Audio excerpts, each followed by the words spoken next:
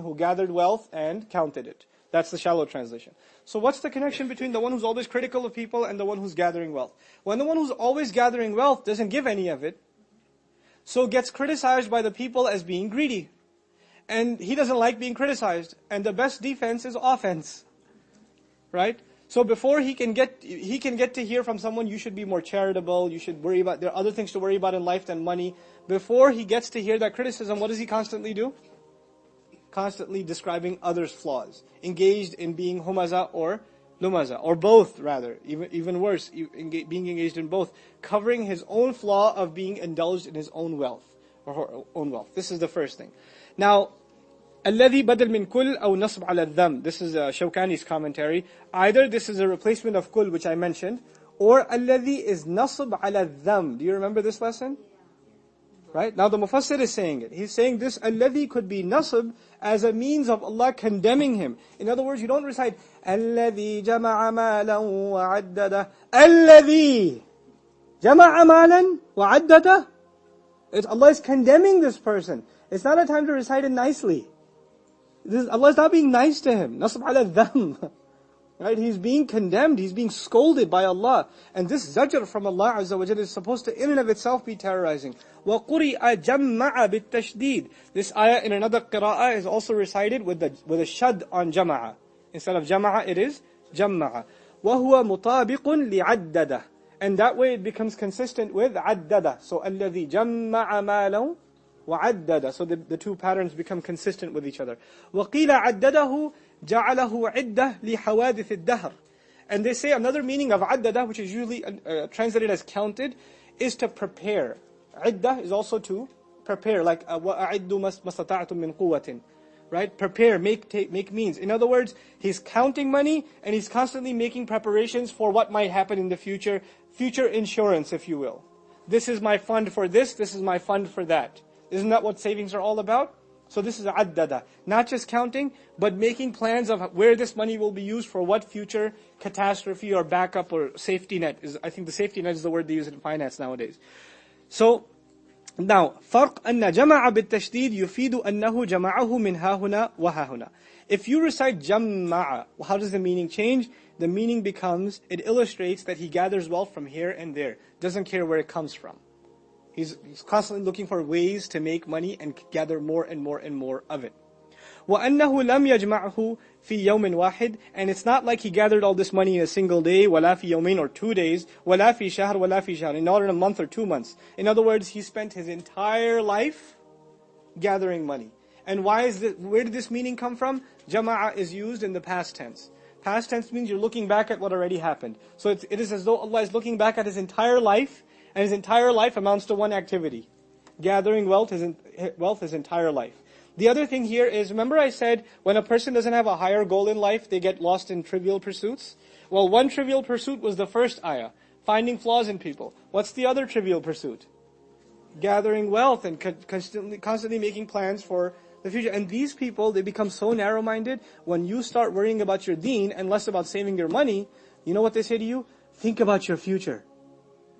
Right? And the ironic thing is, you are thinking about your future. They're the ones who are not thinking about your future. And they're saying, think long term. And guess what? The irony is, they're the ones thinking short term. You know, what are you going to do in the next 10 years? Dude, what are we going to do for the next 1,000 years in our grave? What's going to happen after we get out? That's long term thinking.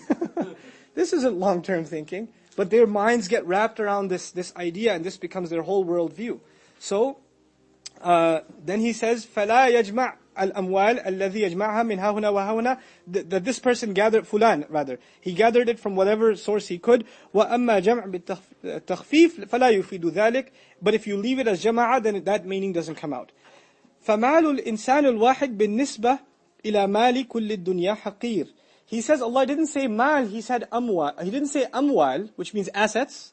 He used mal in the singular, which is a means of tahqir, meaning belittling the wealth. So he's saying, how much are you going to gather anyway? Your wealth compared to the wealth that is out there in the world is nothing. So what is it that you're so proud of? It's haqir. فَكَيْفَ يَلِيقُ بِهِ أَنْ يَفْتَخِرُ بِذَلِكَ الْقَلِيلِ. How can it be for anyone of intellect that they be proud of something so minuscule? The other way, some ulama looked at it, they said, فَمَا مَتَاعُ الْحَيَاةِ الدُّنْيَا فِي الْآخِرَةِ إِلَّا قَلِيلٌ في سورة التوبة. The entire utility of worldly life when compared to the next is nothing but a little. This is what you're proud of? This is really what you have to, that you're so full of yourself about? Compare this to this same person's attitude on the Day of Judgment. Allah says, on the Day of Judgment, nothing will benefit him. مِلْءُ الْأَرْضِ ذَهَبًا وَلَوْ اِفْتَدَى بِهِ. Even if he offers the weight of the entire planet Earth in gold, and tried to exchange that for his own salvation, gave that away, it wouldn't benefit him. So what is he so proud of? It doesn't make any sense. And يكون المراد, it can also mean that the meaning here is منه التعظيم أي مالا بلغ في الخبث والفساد أقصى النهايات. Also means that الذي, this dham of it illustrates that he went and tried to gather wealth, whether those means be filthy or corrupt. He went to the farthest extents to get his money. And by the way, if you look, I'm not an economist, but I went to business school. One of the things we study is international business and multi-million-dollar corporations and their behaviors and things like that. It's crazy, the kinds of oppression that people do in the name of a buck. The kinds of oppression people do in the name of a dollar, right? They, these kinds of labor factories and things like that. We read of stories where there's these child labor factories and they produce products that end up in malls in the United States, right? And they produce these things and child labor is being used to produce them. And if people try to get those kids out of there, they actually have money in their budgets to hire local militias to guard the factories so the kids don't escape. And that's part of their market, their planning strategy. And until the UN or somebody intervenes, it's going to stay business as usual. And of course, you pay the local politicians whatever, so the news never gets out, the media never makes its way in, no documentary ever gets made, etc., etc. So they will go to the most extreme means, all in the name, in the end, of a few dollars. I mean, look at the oppression that has been caused in this country in the name of greed. Not even against people across the Atlantic. How many people have lost their homes in the name of greed? I mean, the entire collapse of the economy, the product of it, now they're having entire NPR shows dedicated to it, that, the business school at Harvard and, at NYU, we're teaching unethical business practices, money at all costs. The bottom line is the final principle. The final principle isn't serving humanity or creating a stable economy or thinking 10 years ahead. Just worry about yourself. Now think about this. One more, a side comment about this. The Donald Trump mentality. Donald Trump is a very, very powerful, multi-billion-dollar executive, right? And he's, I think he's got a TV show too where he's making people into entrepreneurs and things like that. Bottom line is he's a real estate tycoon more than anything else, right?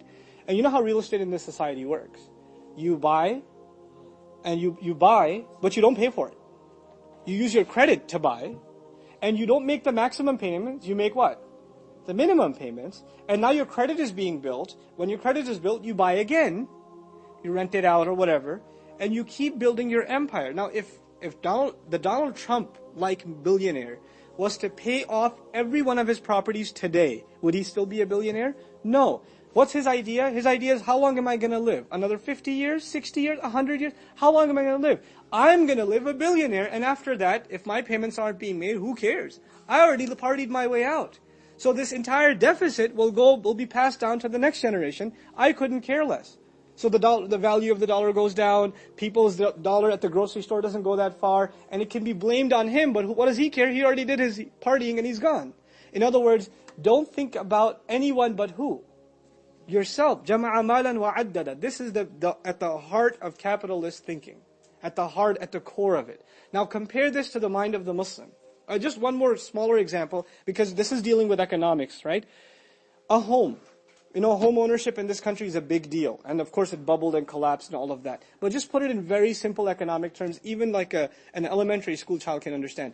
100 years ago, somebody buys a house. Somewhere in New York City, somebody buys a house. Let's say they pay $50,000 for it. But they don't buy it cash, and they don't buy it interest-free, they buy it on a mortgage. So they end up paying over 30 years, not $50,000, what did they end up paying? $150,000. Okay, now it's time for them to sell it. Are they going to sell it for $60,000? No, they ended up putting in $150,000, so they should at least sell for $200,000 and $250,000, so they sell it for $250,000. The next buyer comes in, buys the place for $250,000, but he didn't buy it cash. What did he buy it on? Credit. So he's not going to pay $250,000. Over 30 years, he'll pay $400,000, $500,000. When time comes for him to sell it, It keeps going up, right?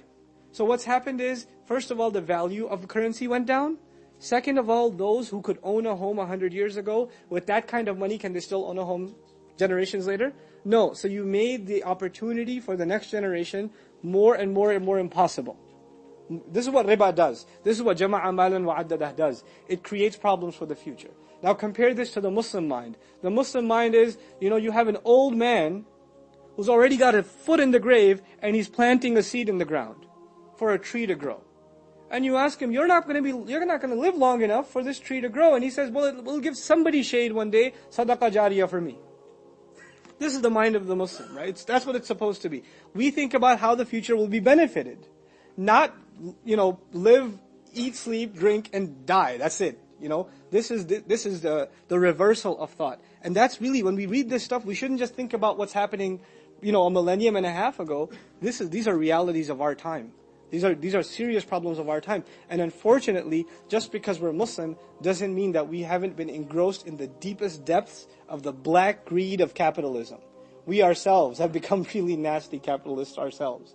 And we don't think about the greater good and serving society and building the kinds of institutions, right? We've become people of الَّذِي جَمَعَ مَالًا وَعَدَّدًا. May Allah protect us from it and get us out of this mess. Okay. أعددت شيء لكذا وعددته إذا أمسكته له وجعلته عدة وذخيرة لحوادث الدهر وثانيها عدده. What he's saying in the entire line basically is that, عدد means to prepare something, to get something ready, also means to prepare for future catastrophes.